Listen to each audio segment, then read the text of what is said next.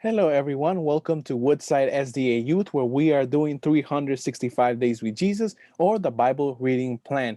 And today, the reading is actually kind of exciting. I learned a lot of things that I didn't know. Guys, when I reading these chapters, I never actually spent a lot of time reading Numbers or Leviticus or Exodus, right? So when I'm reading this, I actually learned so many things. But in this time, I just like to share two or three things with you. But if you learn a lot of things that really impressed your life and today's reading, then please feel free to message us, leave us a comment. We would love to talk with you, to converse with you, to make a connection. Guys, we are a family. We want to do this Bible reading plan together as a group, as a church, you know, and we believe that God has so many messages for us and so many wonders to show us in his holy word. So yesterday's reading, we left off at the census of the Levites, right? And we saw the duties of the sons of the Levites, and it was actually a very interesting read. Today, we're supposed to read chapters 5 and 6 of the book of Numbers. So let us start. What new things did I learn? I learned so many things, like I tell you guys. One of the things, though, that caught my attention was in chapter 5, the laws concerning unfaithful wives, right? And it was very interesting because this was a little different than the other ones I heard. Back then, God would tell them, if this happened, then this will happen. If this happened, then you judge this way. But here, this is a special ritual. The husbands would, become jealous of their wives, right? And they wouldn't have no facts to prove that their wife was cheating on them. So God created this very, very special ritual where the wife would go to the high priest, right? And they would perform a ritual to see if she's innocent or not. That was very interesting to know. That I think that's pretty cool because I don't think I see anything like this before or after. Because I haven't read after, but I'm pretty sure there's nothing similar to this. And it was very interesting, and I'm really looking forward to study more about this situation. Now, in chapter 6, I also learned, and I'm pretty sure you guys learned a lot about the law of the Nazarite. When I think Nazarite, I think of Samson, right? And here it says, no touch dead animals. I think of Samson. Long hair, I think of Samson. No drinking, I think of Samson. Now, all I think of Samson is breaking all these rules, right? But here it is. This is the law of the Nazarite. And one very interesting thing that I learned, it says that a man and a woman can be Nazarites, right? And if you read the chapter, it gives the idea that a Nazarite is at the same level of a high priest.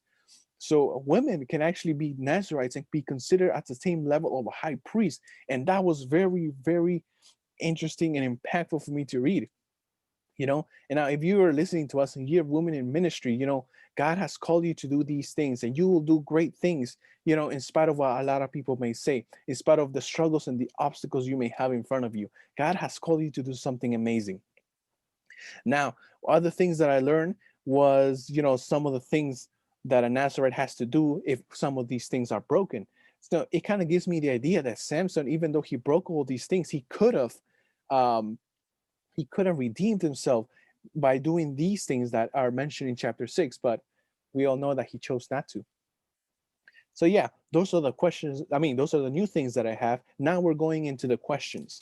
So the questions that I have are, okay, so the law of the Nazarite, we're going to stay there because where did these guys come from? I think this is the first mention of a Nazarite, and it just throws it out there right in the first and second verses of chapter 6. It just throws, oh yeah, the law of the Nazarite, right? You guys know that, right?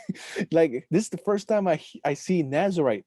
Um, Now I only think of Samson when I hear the word Nazarite, but I wonder how many other Bible characters were Nazarites.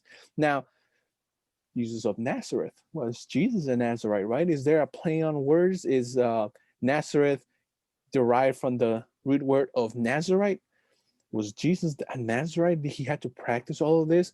We see pictures of Jesus. He has long hair. Nazarite's supposed to have long hair. They're not supposed to shave. So is there a correlation here? Is there in this passage talking about the Nazarite, is there any messianic themes that we find? Yeah, those are some of the questions that I have about this. Now let's get to the last part of this video, which is what can I apply to my life, or what messages does God have for me in this reading? Like I tell you guys, and I like to remind you, even if you read chapters full of names, full of genealogies, full of numbers, and all these things, God has a message for you in the reading. Don't just read this, finish it, and then close it. Read it, find some time where you can have enough time to read it and also meditate and look for a message that God has for your life. The message that I found in today's reading is very wonderful.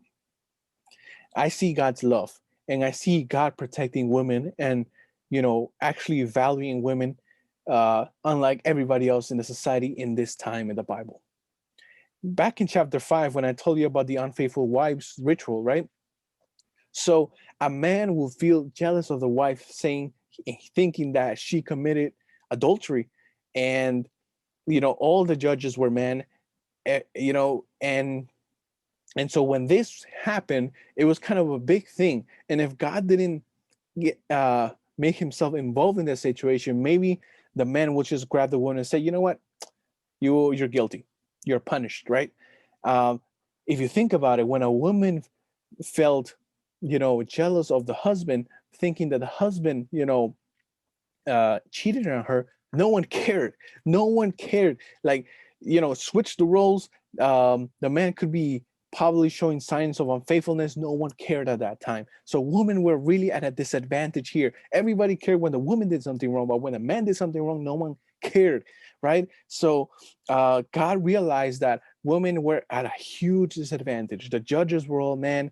The husband was a man, obviously. Everybody, she couldn't really plead her case that she was an innocent person. And even though, if we read chapter 5, the punishments for a woman being guilty severe, the point of this whole ritual was to help women against injustice in that time. God made it this special ritual so that women had a voice, so that women can be, their reputation could be saved, their families could be saved, their relationships could be saved. These women were accused of unfaithfulness, and they weren't actually unfaithful. They were actually innocent. And this was special because the woman would then go to the high priest, and then God would show if that woman was innocent or not. I've never seen something like that before. But it was very special for God to, he said, skip the judges, skip all those people. I will be the one deciding in the woman's case. I will be the one involved in this case because I care so much about her. You guys will just mess her up. I will protect her. So you see God here protecting women, making a special ritual so that they can be heard. And in chapter 6, the law of the Nazarite, we see that women can actually reach that level of ministry, that level of priestlyhood, right? Maybe I'm not using the correct words, but all I can see is that God was calling them to do great things for ministry, right? And it's wonderful to hear. Like, if you are watching us and you're a young woman, and you feel called to get yourself involved in ministry, to become a missionary, or maybe become a pastor, or maybe run to being elder, or be a director in a big program in a church or in your conference. In these 2 chapters, God says you are important. Even though all society is against you, I am with you. In chapter 6, he says, you have the ability to do great things for me. Don't think that you are at a disadvantage. Maybe you will be. Maybe in the eyes of everybody, you are not able to grow. But with me, I will help you grow. I will help you break through that shell. You will be a great person because I have called you and I care for you. This was actually just wonderful verses for me. And if you're a woman and you feel discouraged in your life, if you feel like a lot of people look down upon you because of your gender, or maybe people look down on you because of your race, God identifies with the least of these. God identifies with those people, and he gives them the ability to be amazing, to the ability to perform great wonders in his name. Guys, this was just a wonderful reading. If you feel like God spoke to you in these two verses that we read in these two chapters that we read today, please, let us know. We would like to talk with you. I have tried to do the Bible reading plan for many years. I always gave up the first week, but this time is different. This time we have a support group. This time we have these videos. This time we have a lot of youth people, a lot of young people doing this with us. So this is the time to do it.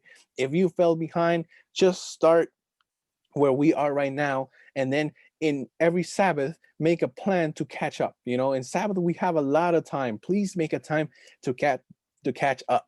It's a wonderful reading, and it's going to be a wonderful experience, and I can't wait. And when December 31st comes, we can all say we did it. We have read the entire Bible. Now, this has been the video for today. I hope you enjoyed it, and I hope to see you again tomorrow. God bless you.